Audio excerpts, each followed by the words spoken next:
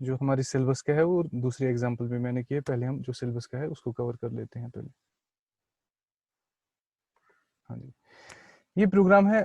Top पे अगर देखोगे आप, मैंने टॉप पे एक कमेंट यूज किया है, वहां पे मैंने लिखा है program to find day of week using switch statement. तो हमारा ये प्रोग्राम कोई जादू वादू नहीं करेगा, हम यहाँ से हमने कोडिंग की है। तो इस कोडिंग में हमने क्या लिखा है, हम देखते हैं कि हमारा प्रोग्राम सिलेक्ट कर पाएगा कि नहीं।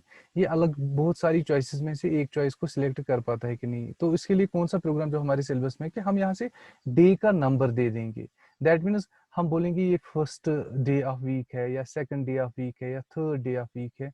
तो वहां से हमें डे का नाम मिलेगा। फॉर एग्जाम्पल अगर आप किसी को बोलोगे आज पहला दिन है, ऑब्वियसली वो समझेगा कि आज पहला दिन है वीक का, तो फिर ये मंडे है। सेकंड डे ऑफ वीक है तो फिर ट्यूसडे है। थर्ड डे ऑफ वीक है तो फिर वेनसडे है। तो accordingly seventh day of week है तो ये संडे है। तो यही हम चाहते हैं कि हमारा जो प्रोग्राम है हम इस तरह से इसको डिजाइन करेंगे कि अगर हम 1 to 7 कोई भी चॉइस दे दे या उससे बाहर कोई गलत चॉइस दे दे, तो हमारा प्रोग्राम अच्छे से इसको सिलेक्ट करना चाहिए कि आपने कौन सा डे दिया है, कौन सा नंबर दिया है, तो उसी के अकॉर्डिंगली वो हमें डिस्प्ले करना चाहिए कि कौन सा डे होगा वो। फॉर एग्जांपल अगर हम 3 यहाँ से इनपुट दे रहे हैं, वो हमें वेडनेसडे वहां से डिस्प्ले करना चाहिए। तो ये प्रोग्राम का लॉजिक है। तो अब हम करने क्या जा रहे हैं वो हम देखेंगे। पहले हमने दो फाइल्स इंक्लूड की है जो ऑलरेडी आपको पता है, hash include iostream.h and hash include conio.h, जो मैंने ऑलरेडी आपको समझाया है कि इनको हम किस लिए टॉप पे इंक्लूड करते हैं अपने प्रोग्राम में। वो डायरेक्टिव मैंने आपको सारा समझा दिया है। तो इसके बाद void मेन जो फंक्शन है, ये भी मैंने आपको अच्छे से एक्सप्लेन किया है कि ये किस लिए हम यूज करते हैं। इसके बाद जो स्टार्ट प्रोग्राम का होता है कि मेन से हमारा प्रोग्राम एग्जीक्यूट हो जाएगा, और ये ओपनिंग करली ब्रैकेट है, और इसका क्लोजिंग जो है वो नीचे है जहां तक प्रोग्राम के स्टेटमेंट से यहाँ पे वो, हाँ यहाँ पे वो क्लोज हो रहा है। तो इसके अंदर हमारा प्रोग्राम है। तो वही हम देखेंगे हमने अपने प्रोग्राम का लॉजिक किस तरह से डिजाइन किया है। हम थोड़ा ऊपर वापस जाते हैं, आप देखिए स्टेप बाय स्टेप, देखिए किस स्टेप का क्या काम है। यहाँ पे पहला जो स्टेटमेंट हमने लिखा है that is int space day. ये भी अब आपको खुद ही समझ आना चाहिए, तो मैं थोड़ा सा फिर से आपको याद दिलाने के लिए बोल दूं कि डे जो है इट इज अ वेरिएबल। हमने इसका नाम रखा है डे, DAY कैपिटल हमने रखा है, हमारी मर्जी है किस तरह से रखेंगे। मैंने हमेशा आपको बोल रहा है जब हम वेरिएबल को क्रिएट करते हैं हमें सिंपली इस चीज का ध्यान रखना पड़ता है कि ये रूल्स को फॉलो करना चाहिए, जो हम रूल्स यूज करते हैं in order to create variables. तो जब हमने डे क्रिएट किया, इसका डेटा टाइप हमने स्पेसिफाई किया है इंट, INT इंट। तो इंट का मतलब हो गया इंटीजर। सो ये क्या बोलता है कंपाइलर को कि ये जो DAY है it is a variable, so it should be associated to a memory location and the value which will be stored in this variable will be an integer. So day will be used to store an integer. तो इसकी जो memory allocate हो जाएगी वो उसी हिसाब से हो जाती है, 2 बाइट्स एलोकेट हो जाएगी एक सिंपल इंट के लिए। तो इसके बाद डे को किस लिए हम यूज करते हैं और इसका डेटा टाइप हमने इंटीजर क्यों रखा है, क्योंकि जब यूजर देगा फॉर एग्जांपल इनपुट 1 2 3 4 5 6 7 8 9 10 जो भी वो वैल्यू देगा या 0, तो वो कहाँ पे हम स्टोर रखेंगे, वो कहीं पे हमें स्टोर रखना पड़ता है। उसके लिए हमने ये डे वाला वेरिएबल क्रिएट किया है। इसके बाद मैंने स्टेटमेंट यूज किया है क्लियर स्क्रीन। ऑलरेडी आपको पता है, मैंने आपको समझाया है कि क्लियर स्क्रीन से हम प्रीवियस कंटेंट स्क्रीन के क्लियर कर देते हैं जितनी बार हम प्रोग्राम में यूज करना चाहेंगे। जब भी हम चाहेंगे पुरानी जो जिस आउटपुट है वो क्लियर हो जाए, इरेज हो जाए, तो हम क्लियर स्क्रीन को यूज करते हैं वहां पे। अदरवाइज मैंने बताया आपको अगर हम क्लियर स्क्रीन को यूज नहीं करते हैं, प्रीवियस कंटेंट्स वहीं पे रहते हैं। तो इसके बाद हम यहाँ पे देखेंगे cout enter number of day of the week. ये मैसेज कहाँ पे जाएगी, सी आउट किस लिए हम यूज करते हैं, डिस्प्ले पर्पज के लिए यूज करते हैं। ये सीधे यूजर को मैसेज आ जाएगी स्क्रीन पे कि आप एंटर कर दो नंबर, किस नंबर के का आपको नाम देखना है। तो जब वो नंबर कोई एंटर करेगा वो किस में हम रीड करेंगे, सी इन के थ्रू वो डे वेरिएबल में हम स्टोर करेंगे। इसलिए हमने लिखा है सी इन कंसोल इनपुट, जो कीबोर्ड को रिप्रेजेंट करता है, स्टैंडर्ड इनपुट डिवाइस को। इसके बाद वो इनपुट कहाँ जाएगा, इनपुट ऑपरेटर के थ्रू, जिसको हम रिप्रेजेंट करते हैं ग्रेटर देन से, और वो जाएगा डे में, जो डे एक मेमोरी लोकेशन है, जो एक वेरिएबल है, वहां पे वो स्टोर रहेगा। तो इसके बाद अब स्विच का काम है। जिस तरह से मैंने इफ को आपको दिखाया कि इफ किस तरह से काम करता है, इफ एल्स किस तरह से काम करता है, मैंने आपको ये भी समझाया है कि जो हमारा स्विच केस है वो किस तरह से काम करता है, वो थियोरेटिकली मैंने आपको समझाया है। लेकिन अब प्रैक्टिकली यहाँ पे हम देखेंगे ये किस तरह से काम करेगा। आप देखिए, मैं यहाँ पे लिख रहा हूँ स्विच, और स्विच के बाद में वेरिएबल यूज कर रहा हूँ पैरेंथेसिस में DAY।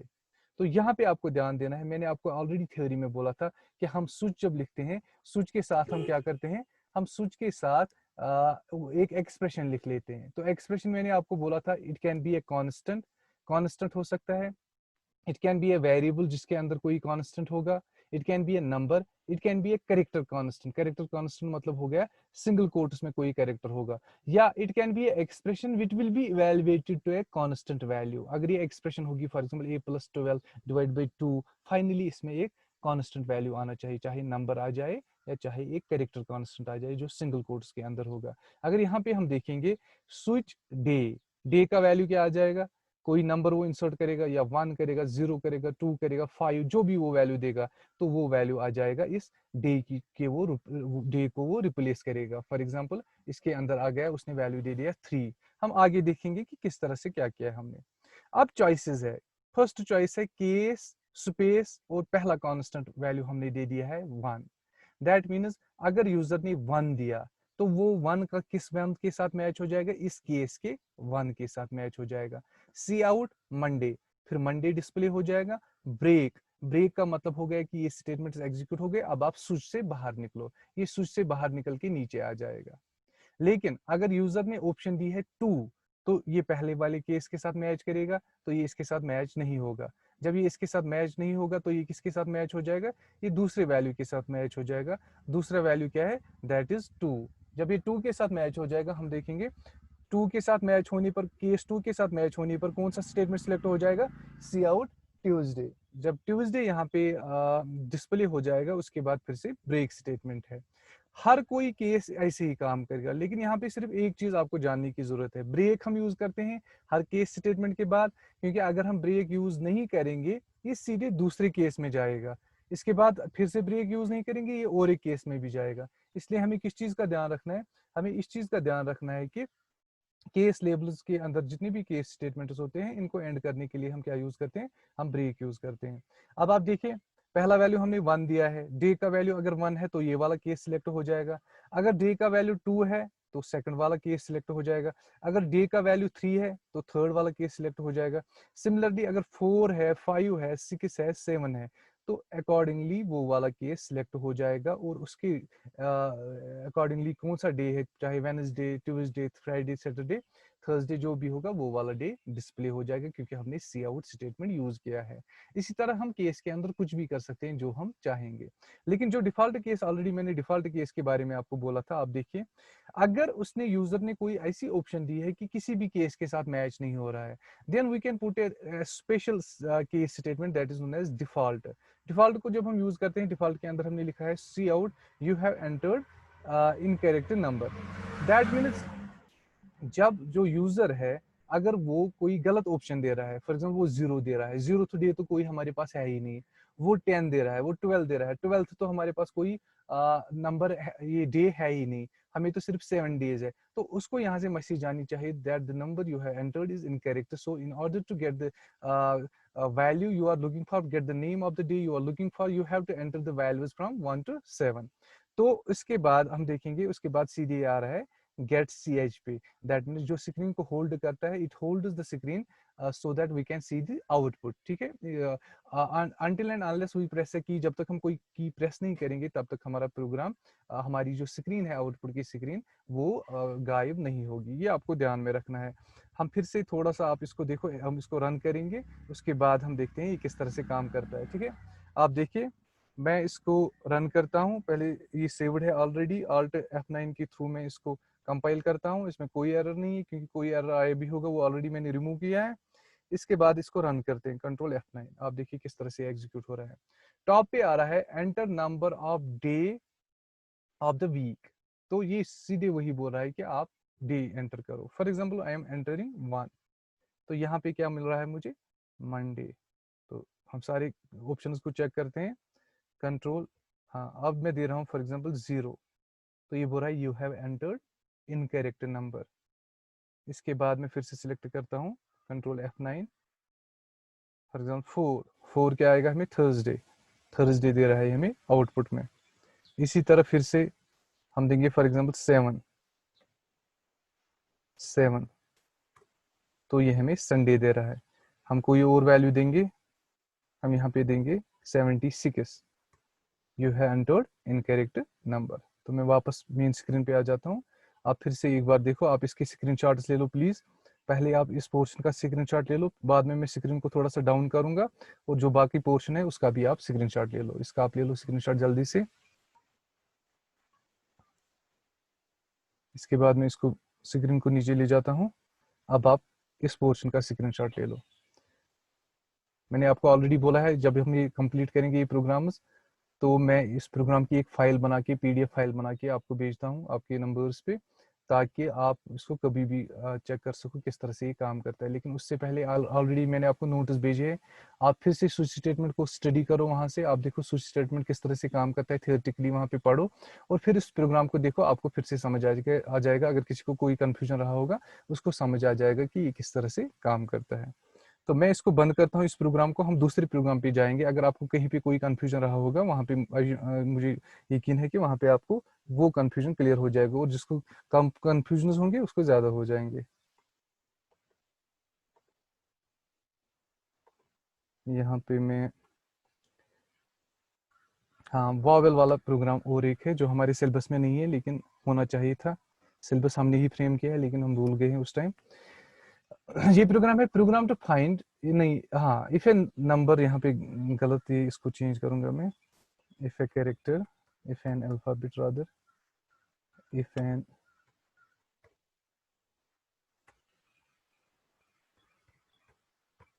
alphabet is vowel or not। तो यहाँ पे ये प्रोग्राम हमें क्या करेगा, इसको मैं करता हूँ पहले सेव। हाँ, ये हमारा प्रोग्राम क्या करना चाहिए, इसको यहाँ से हम कोई भी कैरेक्टर दे देंगे, तो ये वहां से हमें डिस्प्ले करना चाहिए ये जो कैरेक्टर आप एंटर कर रहे हो, ये वॉवेल है कि ये कंसोनेंट है, ठीक है। तो इसके लिए मैंने क्या क्या किया है, अब देखिए। एक तो मैंने किया है इसमें फाइल इंक्लूड iostream.h, इसके साथ साथ इंक्लूड conio.h, और इसके साथ साथ और एक फाइल मैंने इंक्लूड की है जिसका नाम है ctype.h, कैरेक्टर टाइप.h। ये मैंने क्यों इंक्लूड की है मैं आपको आगे बताता हूँ जब ये स्टेटमेंट आ जाएगा कि मैंने किस लिए इसको यूज किया है। अभी आप देखो वैसे ही हमने फिर से स्टार्ट किया है, वाइड मेन, इसके बाद जो ओपनिंग ब्रेस होता है वो हमने यूज किया है, और ओपनिंग कर्ली ब्रेस, और फिर इसको एंड लास्ट में किया है। लेकिन हम देखेंगे प्रोग्राम का लॉजिक क्या है। फिर से आप सुनो मेरी बात आराम से, कि अब जो यूजर है वो क्या दे देगा, कोई अल्फाबेट इनपुट देगा। लेकिन जब वो अल्फाबेट कोई इनपुट दे रहा है, उस अल्फाबेट को मैच करके हमें ये डिस्प्ले करना है कि ये वाला जो अल्फाबेट है ये। सर आवाज ही आ रही है। आवाज नहीं आ रही है, आप देखो फिर से, यहाँ तो रोज आवाज आती थी, पता नहीं आज क्या हुआ फिर। अब आ रही है, अब आवाज आ रही है। हाँ सर, थोड़ा सा कट कट के। चलो मैं थोड़ा आहिस्ते आहिस्ते बात करता हूँ फिर, ठीक है। हाँ ओके जी, सर। अगर फिर से प्रॉब्लम होगी मुझे बता देना उस टाइम। तो ओके सर। जो कैर हम यहाँ पे क्या करने जा रहे हैं, कैरेक्टर यूजर से हम एक्सेप्ट करेंगे कैरेक्टर। उस कैरेक्टर को फिर चेक करेंगे स्विच केस के थ्रू, क्योंकि बहुत सारी ऑप्शन है, A E I O U को हमें चेक करना है। इनमें से कोई भी अगर कैरेक्टर होगा तो हम डिस्प्ले करेंगे कि आपने वावेल वहां से इनपुट दिया है। तो अगर कोई और कैरेक्टर होगा, इसके बिना कोई और कैरेक्टर होगा, तो हम डिस्प्ले कर देंगे कि ये वावेल नहीं है। तो यहाँ पे देखो, इससे पहले हम नंबर को इनपुट लेते थे, तो उस टाइम उसका डेटा टाइप हम क्या लिखते थे, हम उसका डेटा टाइप लिखते थे कि इंट। लेकिन इस टाइम हम कैरेक्टर को एक्सेप्ट करने जा रहे हैं, A B C D कोई भी कैरेक्टर हो सकता है। तो इसलिए हम जो वेरिएबल बना रहे हैं, वेरिएबल का नाम आप अपनी मर्जी से रख सकते हो। यहाँ पे मैंने वेरिएबल का नाम रखा है CH, क्यों रखा है CH? मैंने एक्चुअली सोचा है कि CH स्टैंड्स फॉर चॉइस, के यूजर कोई भी चॉइस वहां से एंटर कर सकता है। लेकिन इसके साथ मैंने डेटा टाइप लिखा है कैर, क्योंकि जब वो कैरेक्टर कोई इनपुट दे देगा वो किस टाइप का होगा? कैरेक्टर टाइप का होगा। अगर मैं इंट इसका डेटा टाइप रखूंगा तो वहां पे प्रॉब्लम हो जाएगी, वो उस फॉर्मेट में सेव नहीं होगा जिस फॉर्मेट में वो सेव होना चाहिए। तो इसलिए मैंने इसका रखा है कैर कि मुझे इसके अंदर कैरेक्टर स्टोर करना है। इसके बाद क्लियर स्क्रीन, जो ऑलरेडी मैंने आपको समझाया है कि what is the purpose of clear screen, why do we use clear screen? Actually in order to clear the previous contents of the screen, we use clear screen function. And after that the statement cout enter an alphabet, इसका use किस लिए हमने किया है? ये display हो जाएगा और जो यूजर होगा हमारे प्रोग्राम का उसको पता चलेगा कि मुझे एक कैरेक्टर इनपुट देना है, एक अल्फाबेट एंटर करना है। CH, फिर से वैसे ही जैसे पिछले की स्विच केस में हमने किया था कि CH जो वैल्यू अब यूजर दे देगा वो हम रीड करेंगे किसके थ्रू? CIN स्टेटमेंट के थ्रू। कहाँ पे जाएगा वो? CH वेरिएबल में जाएगा। अब मैं इसके बाद मैंने एक स्टेटमेंट लिखा है, आप उस पर ध्यान दे दो। मैंने लिखा है CH is equal to lower CH। इसका मतलब क्या हो गया? इसका मतलब हो गया CH वेरिएबल में आप वैल्यू डाल दो, लेकिन जो ऑलरेडी CH के अंदर है उसको कन्वर्ट कर दो टू लोअर, उसको लोअर केस में कन्वर्ट कर दो। That means I am using A predefined function जिसका नाम है टू लोअर, TOLOWER। ये ऐसे ही लिखनी है फंक्शन, इसमें कोई चेंज हम नहीं कर सकते हैं। ये जो प्रीडिफाइंड फंक्शन है, कहाँ पे ये प्रीडिफाइंड है? सी टाइप, जो फाइल का नाम है ctype.h, वहां पे ये डिफाइंड है।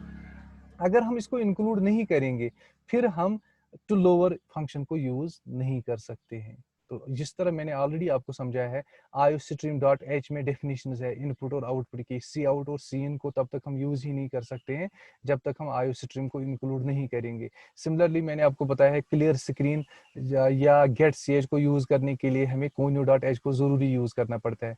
तो इसी तरह से सी टाइप को तब जरूरी यूज करना है अगर मुझे टू लोअर टू अपर कोई भी अल्फा ये कैरेक्टर बेस्ड फंक्शन अगर मैं यूज कर रहा हूँ, प्रीडिफाइंड फंक्शन, तब मुझे क्या करना है? मुझे ctype.h को इंक्लूड करना है। आप बोलोगे आप सर हम क्यों कर रहे हैं इसको टू लोअर? दैट मीन्स हम इसको लोअर केस में क्यों कैपिटल कन्वर्ट कर रहे हैं, हम इसको स्मॉल में क्यों कन्वर्ट कर रहे हैं? फॉर एग्जाम्पल आप वहां से कैरेक्टर दे रहे हो, आप कैपिटल ए दे रहे हो और स्मॉल ए दे रहे हो। जब आप कैपिटल ए इनपुट दे रहे हो या स्मॉल ए इनपुट दे रहे हो, दोनों केसेस में मुझे यहाँ से डिस्प्ले करना है कि जो आप कैरेक्टर इंसर्ट कर रहे हो वो एक वॉवेल है। लेकिन अगर मैं फॉर एग्जांपल सिर्फ स्मॉल को मैच कर रहा हूँ तो आप कैपिटल ए दे रहे हो, तो यहाँ से मैसेज क्या जाएगी कि ये वॉवेल नहीं है। ऐसा ना हो इसलिए मैं चाहे आप अगर स्मॉल केस में ही वहां से वैल्यू दे रहे हो, अल्फाबेट एंटर कर रहे हो, वो कन्वर्ट होके फिर से स्मॉल ही रहेगा। लेकिन अगर आप कैपिटल में दे रहे हो तो वो कन्वर्ट होना चाहिए मुझे स्मॉल में, क्योंकि मैं नीचे स्मॉल अल्फाबेट्स के साथ इनको मैच कर रहा हूँ। तो इसीलिए मैंने इसको कन्वर्ट कर दिया है किसमें?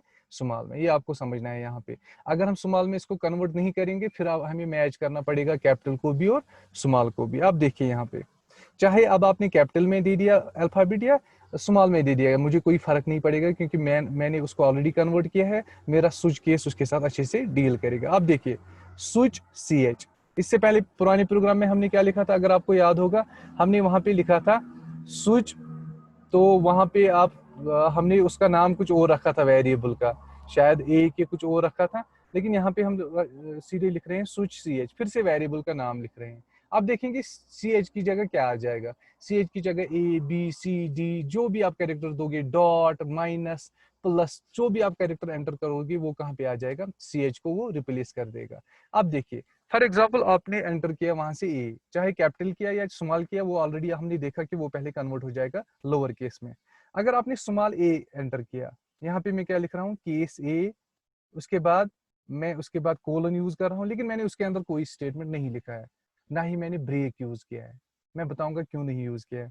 क्योंकि मैंने लिखा है case A, case E, case I, case O, case U, last पे मैंने लिखा है सी आउट वॉवेल और ब्रेक।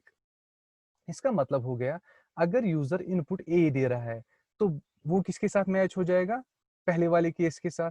लेकिन जब मैं किसी में ब्रेक ही यूज नहीं कर रहा हूं तो मैंने आपको बोला है कि वो नीचे जब तक ब्रेक नहीं आएगा वो सारी केसेस के स्टेटमेंट उसको एग्जीक्यूट कर लेता है।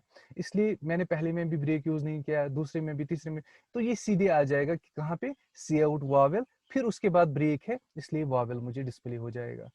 अगर ई इनपुट दे रहा है यूजर तो दूसरे केस के साथ मैच हो जाएगा। फिर से मैंने कहीं पे ब्रेक या कुछ और नहीं लिखा है, ये सीधे वावेल पे आ जाएगा और वावेल डिस्प्ले हो जाएगा। इसी तरह चाहे आई हो, चाहे ओ हो, चाहे यू हो, जिसको भी ये सिलेक्ट करेगा, मैंने ब्रेक यूज नहीं किया है, इसलिए ये सीधे कहां तक यू तक आ जाएगा और यू के स्टेटमेंट को एग्जीक्यूट करके ब्रेक आने पर स्विच से बाहर निकलेगा। लेकिन अगर आप सीधे यहाँ से यू इनपुट दे रहे हो तो यू केस के साथ ही मैच हो रहा है, यू के साथ मैच होने के बाद वावेल डिस्प्ले करेगा और फिर उसको ब्रेक कर देगा।